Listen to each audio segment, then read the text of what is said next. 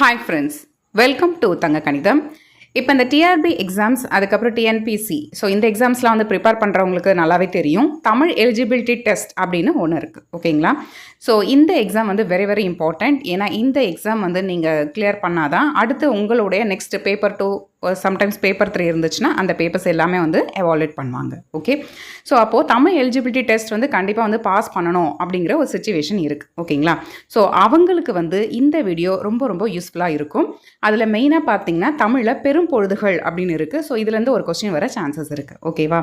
First என்ன பண்ணுங்கள், தமிழ் மாதங்கள் இருக்குது இல்லையா, சித்திரை, வைகாசி, ஆனி, ஆடி, ஆவணி, புரட்டாசி, ஐப்பசி, கார்த்திகை, மார்கழி, தை, மாசி, பங்குனி, இந்த 12 மாதங்களை 2 மாதங்களாக முதல்ல பிரிச்சுக்கோங்க. அதாவது சித்திரை, வைகாசி, அதுக்கப்புறம் ஆனி, ஆடி, அதுக்கப்புறம் ஆவணி, புரட்டாசி, அடுத்தது ஐப்பசி, கார்த்திகை, அடுத்தது மார்கழி, தை, அதுக்கப்புறம் மாசி, பங்குனி.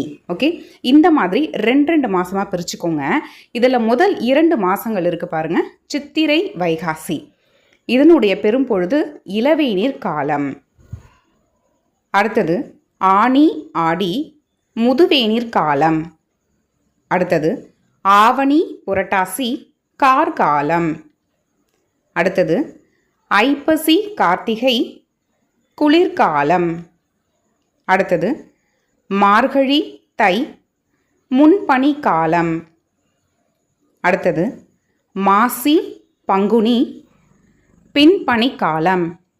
ஸோ இதுதான் வந்து பெரும் பொழுதுகள்ங்க. இதில் வந்து உங்களுக்கு இளவேநீர் காலம் வந்து எந்த மாதம் அப்படின்னு கேட்கலாம். அப்படிலாம் சித்திரை, வைகாசியில் வர்றது என்ன பெரும் பொழுது அப்படின்னு கேட்கலாம். அப்படி இல்லைனா வந்து பாடப்பகுதியில் வந்து மெயினாக அந்த செய்யுள் பகுதியில் பார்த்தீங்கன்னா ஒரு சில பொழுதுகள் வந்து வந்திருக்கும்.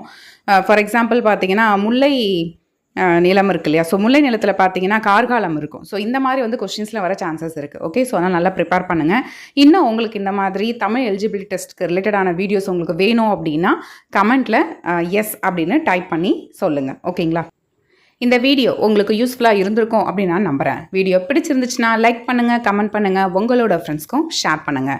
மறக்காமல் சேனலையும் சப்ஸ்கிரைப் பண்ணுங்கள். சப்ஸ்கிரைப் பண்ணும்போது சப்ஸ்கிரைப் பட்டனுக்கு பக்கத்தில் இருக்கிற பெல் ஐக்கானை கிளிக் பண்ணி அதில் ஆல்கிற ஆப்ஷனும் செட் பண்ணி வச்சுக்கோங்க. அப்போ தான் நான் போடுற வீடியோ உடனுக்குடன் உங்களுக்கு நோட்டிஃபிகேஷனாக வந்து சேரும். நெக்ஸ்ட் வீடியோவில் நம்ம மீட் பண்ணலாம். தேங்க்ஸ் ஃபார் வாட்சிங்.